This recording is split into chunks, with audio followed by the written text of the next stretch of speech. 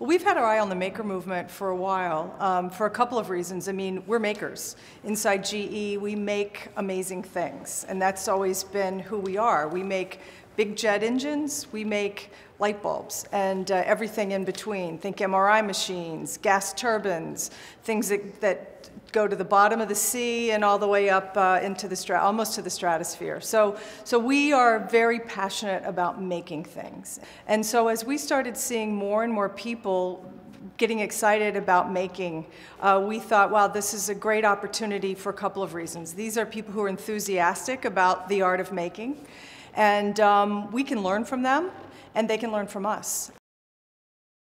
My mission is to connect GE to the world outside. Where's the world going? What are the trends? What are the new markets that are developing? It's very much a market development call to action. We're doing a lot more with startups for a couple of reasons. One, because we've had to understand and accept we have good ideas, but we don't have all the good ideas. And the ability to partner with startups who are fast, who can help us learn, who together, what does GE have? We have scale, we have access to great markets and great technology. Those partnerships prove to be quite helpful to each other. And one of the benefits to GE is we very much have begun to incorporate more of a lean startup ethos into the culture.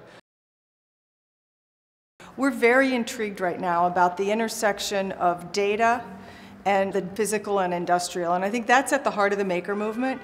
You've got the digitization of a lot of things that previously you couldn't digitize, think 3D printing, and you've got hardcore making skills, think welding.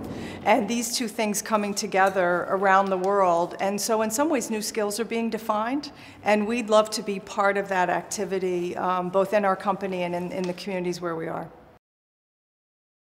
You hear a lot about the maker movement and you think of do-it-yourself, but I think that underestimates the potential of what people are going to be able to do themselves.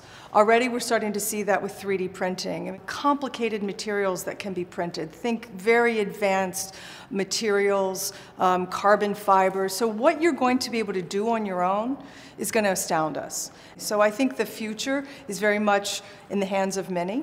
It's going to cost a lot less, and I think that's the other big trend that's driving this and accelerating it.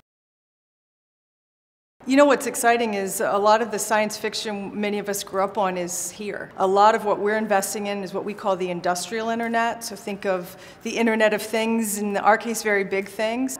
Well, suddenly we're getting more and more machines being able to be tethered because of sensors that are embedded all over machines now because of some of the manufacturing I talked about. So the predictions that in the next few years you're going to have as many as 50 billion machines connected to the internet. What does that mean? I mean, we're just coming to grips with 3 billion people. What does it mean when 50 billion machines come online? And obviously you don't want to have conversations with all of them, but you start to think about what are the interactions that can happen, machine to man. So for a company like ours, we think about, I mean, metaphorically, what would happen if your jet engine tweeted to you? What would it say? I sort of have fun. I would say, hey, it's kind of hot up here. Or no, I'm having a great time. You thought I needed to come in for maintenance? I don't. Let me keep running for a while.